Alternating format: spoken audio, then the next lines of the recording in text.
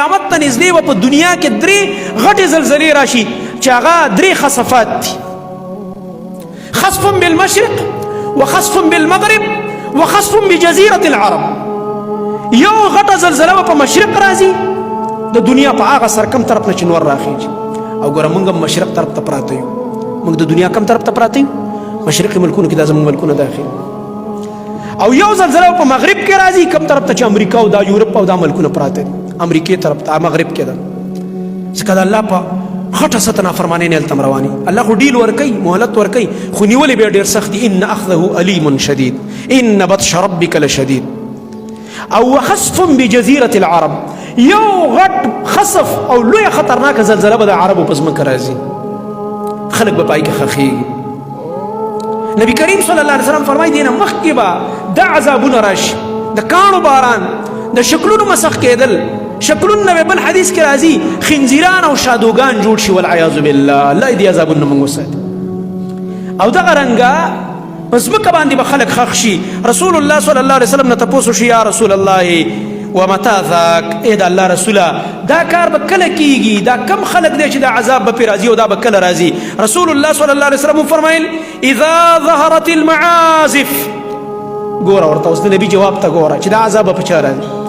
کله چې د ټنګ ټکور او موسیقۍ سامانونه ښه راښکاره شي او ډېر شي. د موسیقۍ سامانونه څنګه چې ډېرېږي که کمیږي؟ اسلام فرمایي دا عذابونه به په هغه قوم راځي چې پای کې موسیقي عامه شي، شکلونه به الله مسخ کړي، د کاڼو بارانونه به پې الله وکړي، او الله به پې زلزلې راولي په هغه قوم چې چا کې موسیقي عامه شو او د موسیقۍ اسباب. او بل د الله نبي فرمایي وکثرت القینات، هغه ډمې به پکې ډېرې شي، ډمې جینکۍ به ډېرې شي، بې حیا جینکۍ به ډېرې شي، بې حیا سندرې به وایي، بې حیا پاټونه به جوړوي. داسې زنانه چې کله عامې شوې او بې پردګي عامه شوه. او دغه رنګ د الله نبي وفرمیل وشربت الخمور، او کله چې به شرابونه عام شي او شرابونه به څکلی کېږي، شرابونه لګې څکلی کېږي. او دغه رنګه نشې تماشې او هره نشه د الله نبي فرمایي د شرابو په حکم کې داخله ده.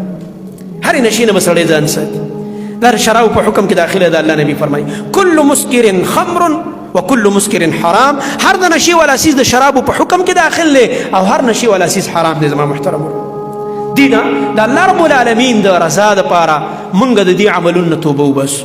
وقطیعتهم الرحم، او بل دا نه چې دوی به خپل ولي کټ کوي په معمولي خبرو. ماله دې کارډ نه دی رالیږلی او ما ته دې په وخت وینا نه ده کړې او دا چل دی او دا په دې باندې یو بل سره دښمنۍ دی او په دروازه مه راځه او په دروازه به نه درځم. لکه که په یو ښه کار باندې خپل ولي کټ کړي خو لا بیا به هم خلک دین غیرت وکړي. لکه ستا په دې پروګرام کې وروره بې پردګي ده، ته د زنانو په دې منځ کې کیمرې ګرځې او دا کې نه درځم، په دې به دې الله ومبخي. دا غیرت دی، دا ښه کار دی. او معمولي خبرو باندې د رور سره دښمني، خور سره دښمني، او دغه رنګه تره زوی سره، ماما زوی سره، مور سره ډېر ظالمان خبرې نه کوي. لکه مور خو مور ده، نو دا ته څه وې د الله څنګه الفاظ تا ته ویم دي؟ والله که ما سره الفاظ شته د مور د رحم په باره کې